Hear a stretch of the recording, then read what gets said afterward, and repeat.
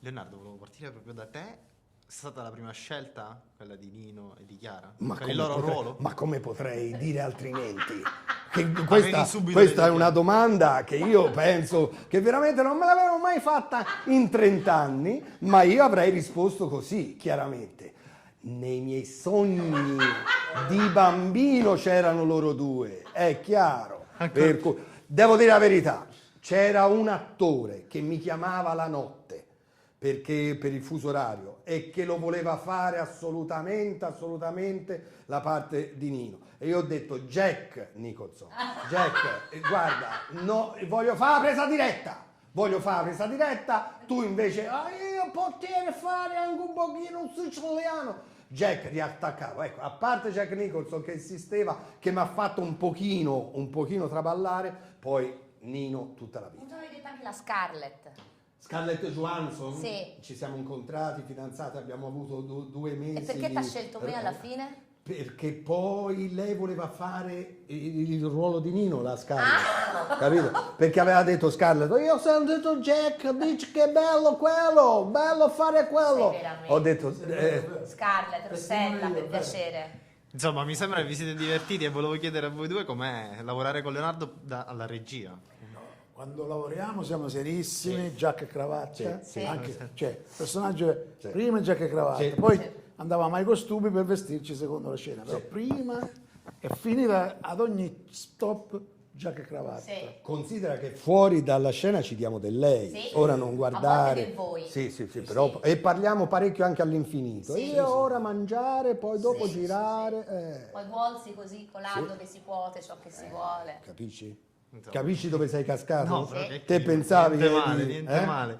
Però Leonardo, 29 anni dopo i laureati, è cambiato il tuo modo di lavorare ed è cambiato secondo te il gusto del pubblico? Allora, io credo che il gusto del pubblico si sia in questi anni un pochino seduto in tutti i sensi.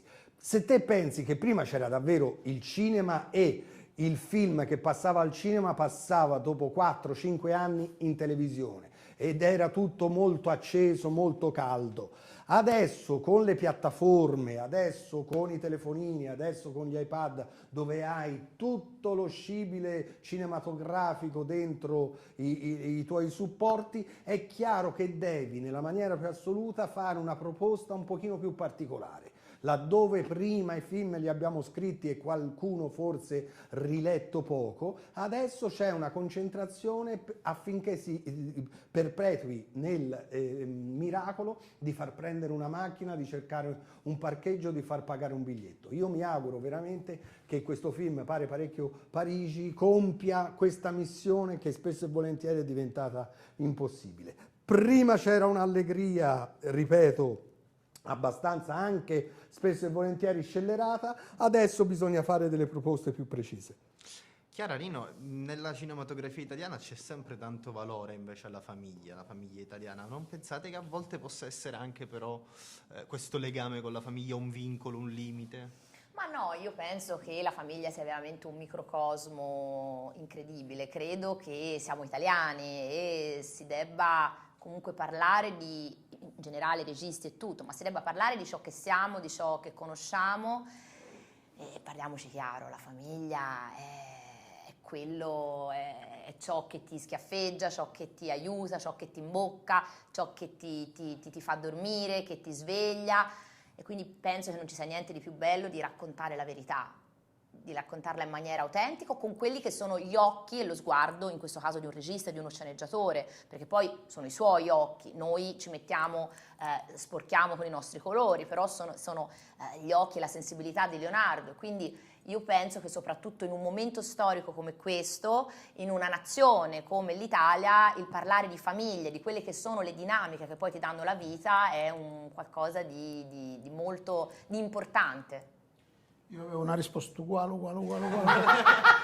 alla sua. E allora ne faccio Mi ha- un'altra. Mi ha piaciuto, mi ha fregato. Io volevo dire esattamente. Ve ne faccio un'altra. Confesso, sono d'accordo, confesso. Ma era uguale. Questo valore però della famiglia in sceneggiatura era ben scritto, era chiaro. Sì, certo.